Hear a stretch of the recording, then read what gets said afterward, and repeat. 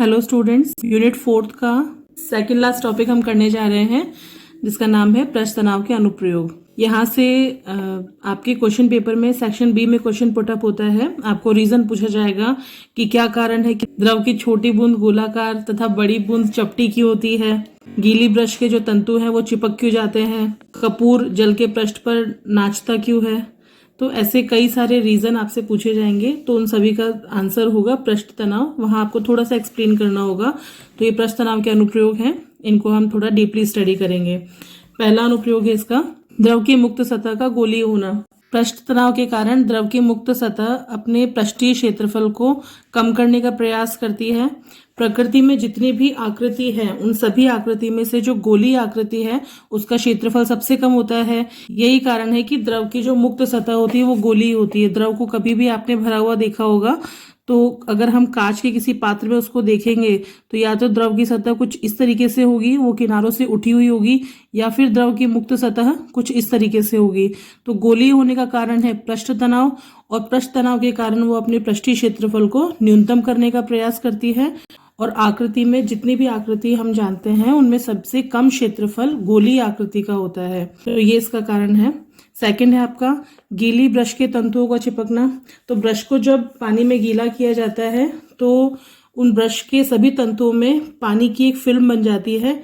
जब आप ब्रश को उससे बाहर निकालते हैं, पानी से बाहर निकालते हैं, तो वो पानी की फिल्म पृष्ठ तनाव के कारण सिकुड़ जाती है, क्योंकि वो अपने पृष्ठीय क्षेत्रफल को कम करेगा। जो भी फिल्म उसमें बची है पानी की, और पृष्ठीय क्षेत्रफल को कम करने की वजह से ब्रश के सारे तंतु चिपक जाते हैं। तीसरा है छोटे आकार के कीट मच्छरों का पानी पर तैरना। तो छोटे आकार के कीट मच्छर होते हैं, उनमें भार बिल्कुल नगण्य होता है। तो वो जब द्रव की पृष्ठ पर बैठते हैं तो पृष्ठ तनाव की वजह से द्रव की मुक्त पृष्ठ पर जो एक झिल्ली बनी हुई होती है, वह झिल्ली कीट और मच्छरों के भार को सहन कर लेती है। इसी कारण कीट और मच्छर पानी की सतह पर बैठ पाते हैं। बिल्कुल ऐसा ही अनुप्रयोग रेजर की ब्लेड का पानी पर तैरना होता है। रेजर की ब्लेड होती है या कोई पतली सी सुई अगर हमारे पास में है, उसको पानी की सतह पर अगर धीरे से छोड़ा जाता है तो भार कम होने की वजह से पृष्ठ तनाव के कारण पानी की सतह पर जो झिल्ली बनी हुई होती है वो इनके भार को सहन कर लेती है और ये पानी की सतह पर आराम से तैर लेती है। नेक्स्ट है आपका कांच की छड़ को गर्म करने पर गोलीय आकृति ग्रहण करना। तो कांच की छड़ को जब गर्म किया जाता है तो वो पिघल जाता है, और पिघलने के कारण अपने पृष्ठीय क्षेत्रफल को कम करने की कोशिश करता है, और इसी कारण वो गोलीय आकृति को ग्रहण कर लेता है। द्रव की छोटी बूंद का गोलाकार तथा बड़ी बूंद का चपटी होना। ये क्वेश्चन बीटीआर एग्जाम में बहुत बार पूछा गया है। ये टॉपिक बहुत इंपॉर्टेंट है, तो इसको आप थोड़ा सा, रीजन तो पृष्ठ तनाव है इसका, लेकिन थोड़ा डिटेल में एक्सप्लेन करेंगे कि कोई भी द्रव की बूंद पृष्ठ तनाव के गुण के कारण गोलाकार रहने का प्रयास करती है। गोलाकार क्यों रहती है? क्योंकि गोलीय आकृति का सतहीय क्षेत्रफल सबसे न्यूनतम होता है। पृष्ठ तनाव के कारण क्षेत्रफल जब न्यूनतम रखने का प्रयास करता है द्रव, तो गोलीय आकृति को ग्रहण कर लेता है। जो द्रव की छोटी बूंद होती है उसमें द्रव्यमान बहुत कम होता है, तो गुरुत्वीय बल का प्रभाव नगण्य होता है, तो छोटी बूंद तो गोलाकार आकृति में रह जाती है। लेकिन बड़ी द्रव की जो बूंद होती है उसका द्रव्यमान अधिक होता है। द्रव्यमान अधिक होने के कारण उस पर गुरुत्वीय बल प्रभावी हो जाता है और वह गोलाकार बूंद कुछ चपटी हो जाती है। तो ये रीजन है कि द्रव की छोटी बूंद गोलाकार और बड़ी बूंद चपटी होती है। नेक्स्ट है आपका शीशे के छर्रे बनना। तो इसका कारण भी पृष्ठ तनाव ही है।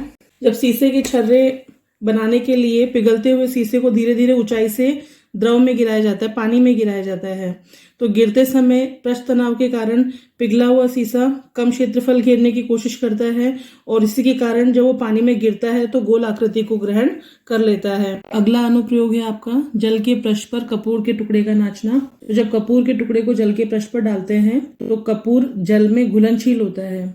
अब घुलनशील पानी का पृष्ठ तनाव शुद्ध जल से कम होता है। कपूर के टुकड़े का आकार अनियमित होने के कारण जब कपूर को हम पानी में डालते हैं तो उसका एक भाग दूसरे भाग की तुलना में जल्दी घुलनशील होता है।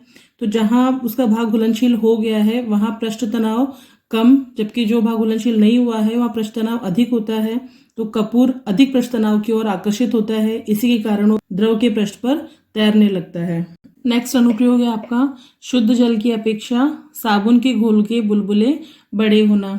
तो साबुन की घोल का जो पृष्ठ तनाव होता है वो कम होता है शुद्ध जल की तुलना में, यही कारण है कि साबुन का घोल अधिक पृष्ठीय क्षेत्रफल घेरने का प्रयास करता है, तो साबुन के घोल के जो बुलबुले बनेंगे वो अधिक पृष्ठीय क्षेत्रफल में बन सकते हैं, तो वो उनका आकार बड़ा होगा। जबकि शुद्ध जल का पृष्ठ तनाव अधिक है तो पृष्ठीय क्षेत्रफल कम करने की कोशिश करेगा, तो शुद्ध जल के जो बुलबुले होते हैं वो छोटे आकार के बनते हैं। नेक्स्ट है आपका टॉपिक कि पीलिया के परीक्षण में भी पृष्ठ तनाव के अनुप्रयोग का उपयोग किया जाता है। जनरली जो सामान्य अवस्था होती है व्यक्ति की, उसमें यूरिन का सैंपल अगर देखा जाता है तो यूरिन के सैंपल में जो पृष्ठ तनाव होता है वो 66 डाइन पर सेंटीमीटर होता है। लेकिन जो पीलिया अगर व्यक्ति को हो जाता है तो उसका पृष्ठ तनाव 55 डाइन पर सेंटीमीटर हो जाता है। मतलब कि पहले पृष्ठ तनाव अधिक था, अभी पृष्ठ तनाव कम हो गया है। तो जब पीलिया का परीक्षण किया जाता है यूरिन सैंपल लेके, तो उसके ऊपर सिल्वर का पाउडर छिड़का जाता है। तो सामान्य अवस्था में तो पृष्ठ तनाव ज्यादा है, तो सिल्वर का जो पाउडर होता है वो सैंपल के ऊपर तैरने लगता है। जबकि पीलिया होने की स्थिति में पृष्ठ तनाव कम हो जाने के कारण सल्फर का जो पाउडर है वो यूरिन में डूब जाता है, तो इसके द्वारा पीलिया की जांच की जाती है। तो ये सारे अनुप्रयोग हैं। इसके अलावा आपका नेक्स्ट टॉपिक, ये लास्ट टॉपिक है आपके यूनिट का, पृष्ठ तनाव का तापमान पर क्या प्रभाव पड़ता है, अशुद्धि का क्या प्रभाव पड़ता है। प्रीवियस ईयर क्वेश्चन पेपर जो हमने सॉल्व किया था उसमें भी ये टॉपिक था कि पृष्ठ तनाव पर तापमान का क्या प्रभाव होता है। तो जैसे जैसे तापमान को बढ़ाया जाता है अणुओं की ऊष्मीय ऊर्जा बढ़ती है। ऊष्मीय ऊर्जा बढ़ने के कारण जो सहसंजक बल होते हैं, एक ही पदार्थ के अणुओं के मध्य लगने वाले आकर्षण बल, ऊष्मीय ऊर्जा अगर बढ़ेगी तो अणुओं के मध्य लगने वाला सहसंजक बल कम हो जाएगा, क्योंकि उनके बीच में कंपन प्रारंभ हो जाएगा। तो जिस बॉन्ड से, जिस बंध से वो बंधे हुए थे वो कमजोर होने लगता है, तो सहसंजक बल का मान भी कम होने लगता है। और सहसंजक बल का मान अगर कम हो रहा है तो पृष्ठ तनाव का मान भी कम होगा, क्योंकि जो टाइटली बाउंड थे, जो बहुत टाइटली बंधे हुए थे द्रव की मुक्त सतह पर अणु, वो बंध कमजोर हो जाएगा, तो पृष्ठ तनाव भी कम हो जाएगा। और पृष्ठ तनाव कम होने के कारण द्रव का पृष्ठीय क्षेत्रफल बढ़ जाता है। अगर किसी सूत्र के रूप में देखें कि तापमान के साथ में पृष्ठ तनाव में किस अनुसार परिवर्तन होता है, तो T equals to T naught bracket 1 minus alpha T के अकॉर्डिंग परिवर्तन होता है। यहाँ पे T तापमान है, ये T और T0 पृष्ठ तनाव है। T डिग्री सेंटीग्रेड तापमान पर पृष्ठ तनाव है और T0 0 डिग्री सेंटीग्रेड ताप पर पृष्ठ तनाव है। अल्फा पृष्ठ तनाव का ताप गुणांक है। अब तापमान के प्रभाव को पृष्ठ तनाव से कैसे समझा सकते हैं। वगैरह हम पीते हैं तो गर्म सूप जो है वो स्वादिष्ट लगता है। क्यों लगता है? क्योंकि तापमान बढ़ने पर गर्म सूप का जो पृष्ठ तनाव है वो कम हो जाता है। पृष्ठ तनाव कम होने के कारण उसका पृष्ठीय क्षेत्रफल बढ़ जाता है, हमारी जीभ के ऊपर वो फैल के उसका पूरा स्वाद का अनुभव करवाता है। जबकि ठंडे सूप में पृष्ठ तनाव अधिक लगता है तो पृष्ठीय क्षेत्रफल को कम करने का प्रयास करता है, इसलिए ठंडा सूप इतना अधिक स्वादिष्ट नहीं लगता। एक और एग्जांपल हम बता सकते हैं कि जो बहुत ज्यादा गंदे कपड़े हैं या बर्तनों की चिकनाई और गंदगी है, उसको साफ करने के लिए हम गर्म पानी का उपयोग करते हैं, क्योंकि पानी गर्म होने के बाद में अपने पृष्ठीय क्षेत्रफल को बढ़ा लेता है पृष्ठ तनाव कम होने के कारण, और बर्तन और कपड़े से आसानी से गंदगी को निकाल देता है। लास्ट टॉपिक है आपका अशुद्धि का प्रभाव, कि अशुद्धि पृष्ठ तनाव पर किस अनुसार प्रभाव डालती है। तो जनरली हम कॉमन अगर बात करें तो अशुद्धि द्रव में अगर अत्यधिक घुलनशील है तो पृष्ठ तनाव का मान बढ़ाती है। अशुद्धि को द्रव में मिलाने पर पृष्ठ तनाव का मान सामान्यतः तो घटता है, लेकिन अशुद्धि अगर अत्यधिक घुलनशील है, जैसे कि नमक का पानी में घुलना, तो अशुद्धि अत्यधिक घुलनशील हो तो पृष्ठ तनाव का मान बढ़ जाता है।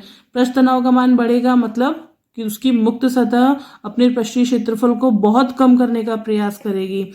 और इसके विपरीत अगर हम देखें कि अशुद्धि अगर द्रव में कम घुलनशील है, घुलनशील तो है यहाँ पे लेकिन कम घुलनशील है, तो वो पृष्ठ तनाव को कम करने का प्रयास करेगी, अर्थात द्रव के पृष्ठीय क्षेत्रफल को बढ़ाएगी। एग्जाम्पल से समझ सकते हैं हमारे डेली यूज के एग्जाम्पल, जैसे NaCl सोडियम क्लोराइड या नमक को अगर हम पानी में घोलते हैं तो नमक पानी में अत्यधिक घुलनशील होता है, वो बिल्कुल इनविजिबल हो जाता है घुलने के बाद में, तो ये जनरली पानी के पृष्ठ तनाव को बढ़ा देता है। जब फिनॉल पानी में कम घुलनशील होने के कारण पानी के पृष्ठ तनाव को कम कर देता है और पृष्ठीय क्षेत्रफल को बढ़ा देता है। तो ये आपके इस यूनिट का लास्ट टॉपिक था। इससे रिलेटेड जो भी न्यूमेरिकल होंगे उनको मैं शॉर्ट्स के थ्रू आप तक पहुंचा दूंगी, और नेक्स्ट लेक्चर में हम यूनिट 5 को स्टार्ट करेंगे। Thank you student.